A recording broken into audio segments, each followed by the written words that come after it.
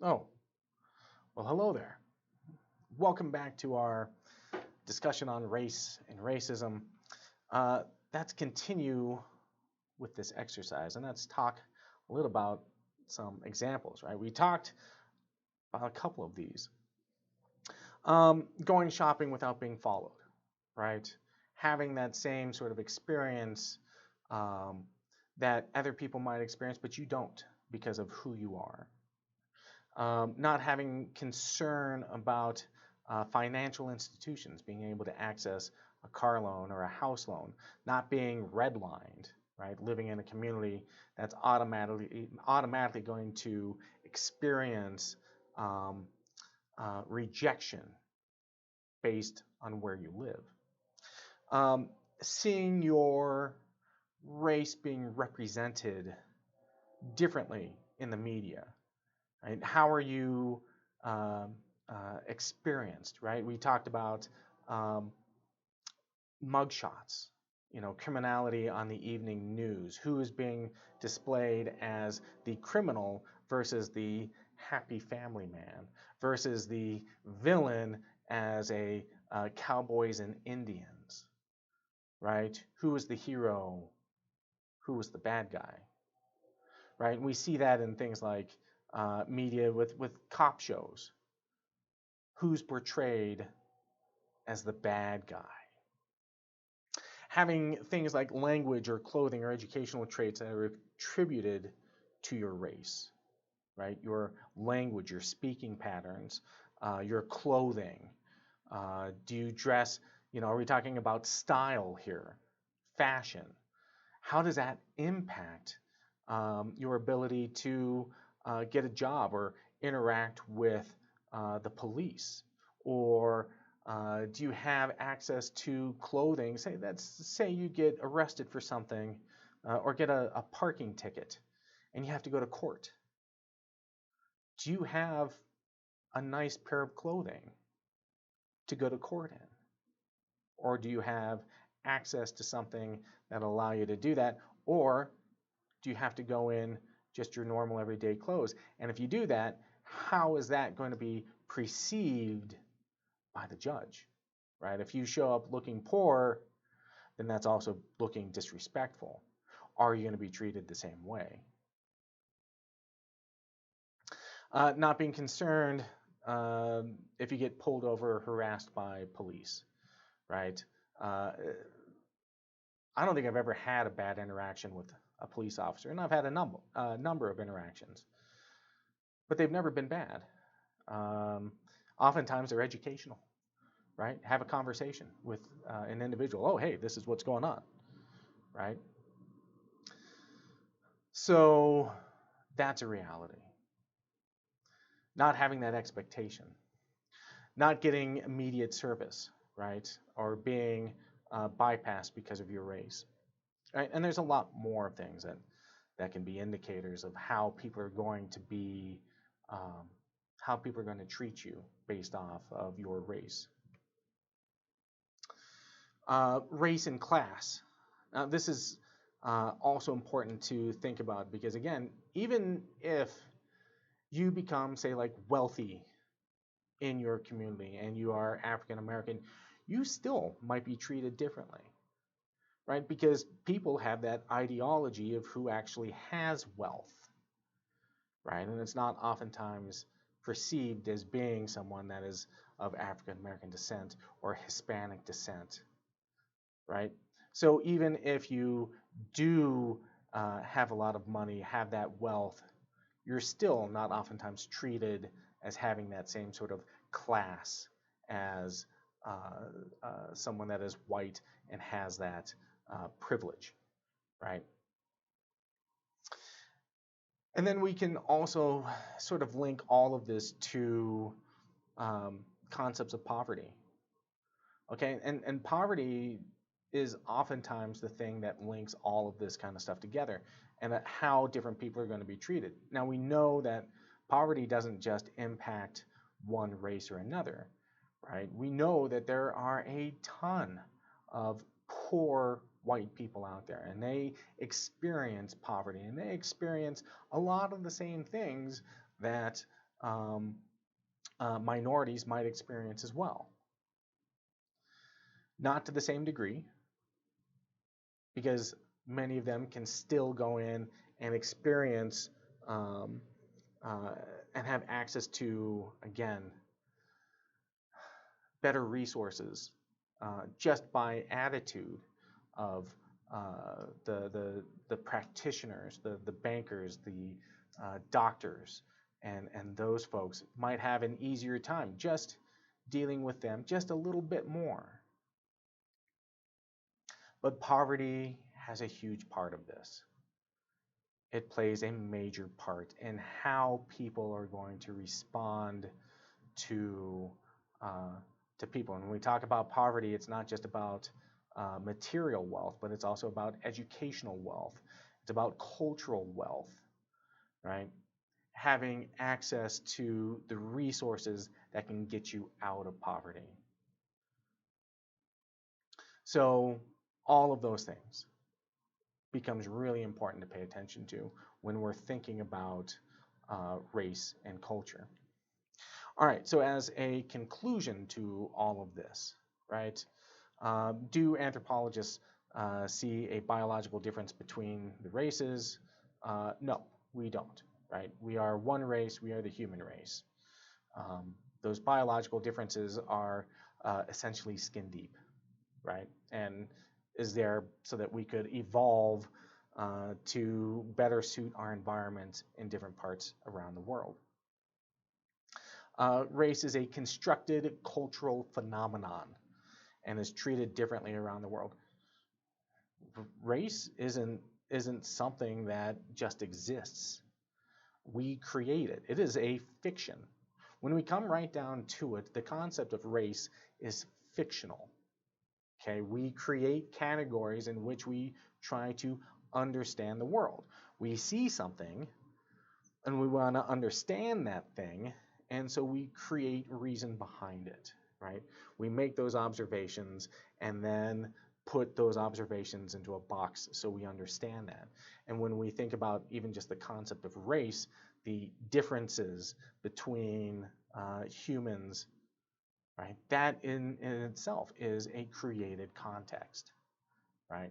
So when we think about race, it is a cultural phenomenon, and many cultures around the world see race or have this concept of race, or don't even have a concept of race, at least not the way that we see it. So it's culturally constructed. We've talked about different types of racism, how people treat each other differently, right? Individual racism, taking action against someone in a negative way based on their race, or by not doing something when they could make a positive impact, right? So that lack of action can also be construed as racist, if it's done because of that race. We have institutional racism, right? We talked a lot about that, how different cultures and different have different means of organizing power structures, right? Whether it's through education, whether it's through home ownership, whether it's through the government and criminal justice system, through healthcare. All of these things have an impact on how people experience their race, right? How they experience the world around them and how it's going to be influenced one way or another. We have racial ideologies, right? That racial ideology of what is normalized, right? If we expect a certain behavior out of these people, we will prepare for it. We will prepare for African Americans to be more violent and be in criminal situations, and so we will organize around that. We will have more patrol cars in those neighborhoods looking for those criminal activities because we have normalized that behavior, right? Where crime is going to be committed in all neighborhoods, but who's there to catch it, right? And who needs to do that crime and for what reasons, right? Anytime that there is something happening, there is a reason behind it. Oftentimes, criminal activity is done because there is a reason needing for that criminal activity, whether it's because there's an amount of poverty that's involved, right? Whether or not they have enough food on the table, whether or not they're part of a gang or something like that, because family life, having that kinship, that connection to other people becomes necessary because maybe they're not getting it at home. Maybe there are all these different reasons why people do this, but it's all connected, right? And we can understand those reasons why. We can understand all of it. We have microaggressions. Those are the little things that doesn't seem like it could cause harm, but it does. Death by 1,000 paper cuts, right? You see it, you get cut again and again and again and again, and it builds up and it builds up even more. And even though it's not overt, it has that impact. And there's a lot of things that we can associate things like race. We can compare it to ethnicity. We can compare it to gender, right? Those microaggressions, they aren't just for race, but it can be done between men and women, and trans, and bi, and gay, and lesbian, anyone queer, right? Those microaggressions can still take place, and we can see it, right? We can see those things happening and understand that this is impacting everybody. We're just looking at it from this lens point. And then we also talked about white privilege, right? Or white normalcy, as I like to call it, and how we oftentimes overlook it, right? Especially those of us that don't experience the lack of normalcy, right? For us, what is normal, where I don't have to worry about going into a store or a restaurant or a business and expect to be treated differently based off of how I look, right? I can just expect to walk into a store and get treated like normal. So oftentimes after I give this lecture, which is kind of a heavy lecture to listen to, the thing that I think is important is to remember that there's power to act. There's power that we can take on social injustices and things like that. I think the important thing to do, though, is to recognize the history, the legacy of what's going on, not to be sort of taken in or fooled by any sort of ideology that says, this is in the past. This is history. This is not us now. There is a legacy. People are still alive that have experienced it, right? That have experienced those things, right? There are lots of people alive today that didn't have the right to vote when they were young, right? If they were born before 1965, they didn't have those rights. They were segregated, right? If you were a Native American, you could be taken away forcefully as a child to go to a Indian boarding school. And that was just 45 years ago. The legacy is there. The people are still there. We just don't hear their stories. And I think that's really important for us as anthropologists, as ethnographers, as researchers, as the ones that do have the privilege of getting an education, to be able to tell those stories, to share what we learn about those communities, so that at some point we can hopefully make things better. If we know more, we can do better, right? So you can make a difference. And knowing that a lot of this stuff isn't your fault. You weren't around during slavery, right? You weren't making the decisions to send Native kids to boarding schools. You weren't a part of that, but you are here now, right? So take responsibility, right? Go out, make that change. Be kind to people. Learn their stories and share their stories and share that information so that in the future things are better, right? We can treat each other better without having any of those big concerns.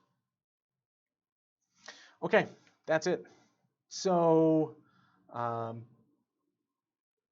yeah, go out and be better. Treat each other with kindness and learn about each other's cultures, right? Take a chance to go out and try and learn something um, about somebody else that you might not have known about, that their experience could be different. And if you can make a positive impact in someone's life, do it. Okay, that's it. We'll see you next time. Take it easy.